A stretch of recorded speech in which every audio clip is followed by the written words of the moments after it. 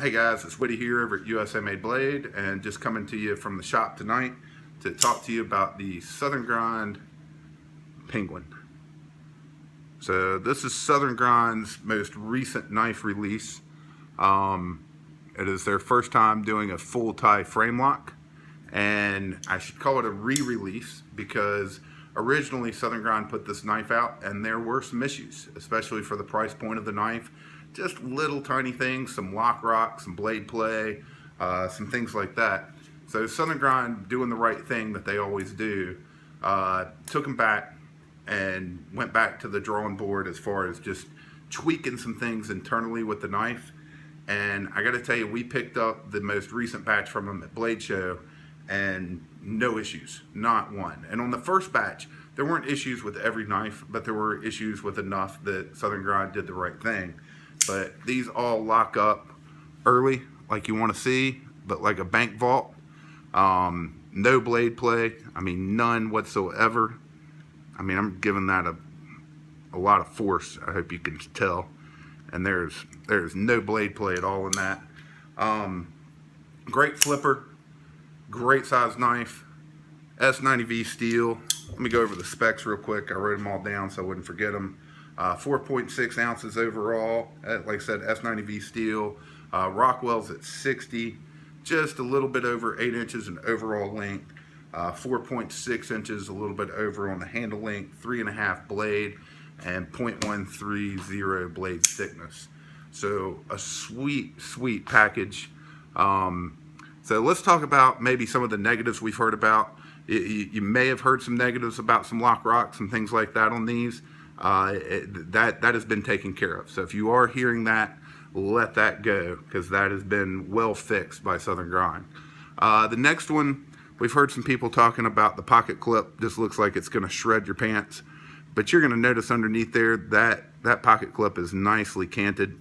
And I mean, I've had no issues. This one's mine.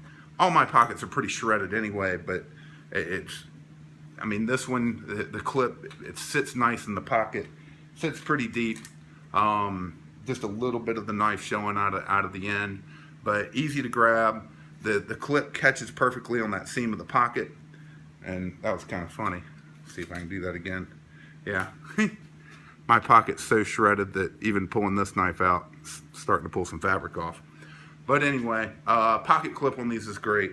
Overall, it's a big knife. It's a good sized knife, and we'll get into that with some comparison shots here in a minute.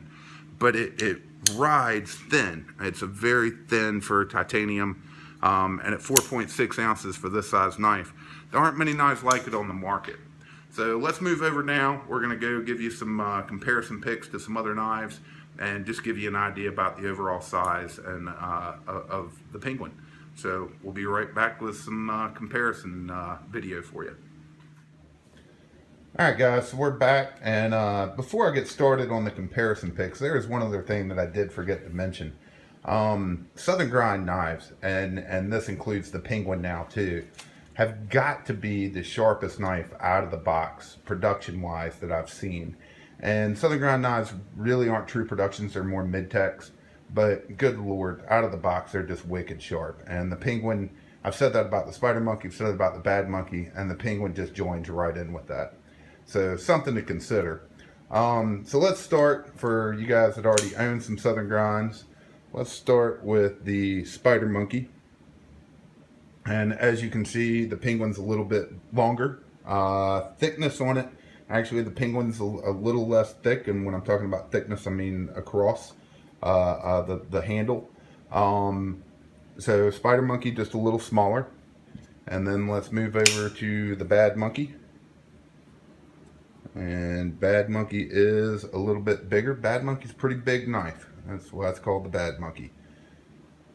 So hopefully that gives you some ideas. Next, I was trying to find something in our shop that I thought kind of could compare in size overall.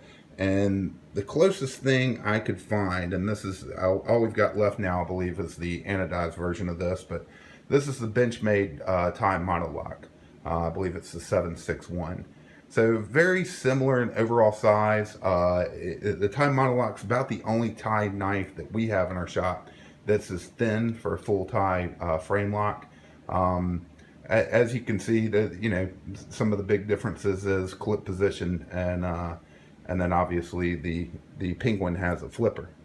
So next up, let's move to some of the popular, and I'm obviously going to show off some of my anodized work here and there, but some popular zero tolerance knives. I know we have a lot of zero tolerance fans, so give you guys an idea. This is the ZT-0920. This is our Stars and Stripes version. So 920, slightly longer. It is thicker, but not by much. It's close. It's probably as close as they get. So that's the 920, give you an idea on size with that. And then we'll go to the 801 tie. And very similar in overall size.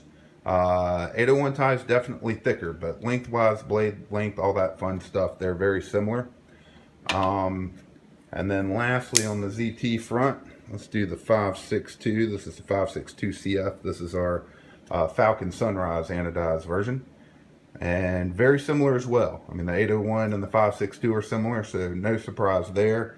But once again, the Penguin's definitely a little thinner across the handle there. So let's move into more of some mid-tech, higher-end knives, which is where I think this knife categorizes with. So this is a Hinder XM18 3.5 Harpoon Spanto, and very similar in overall size once again. So I hope that helps you out some. And definitely the Hinder is much thicker. It's known for being a much thicker knife.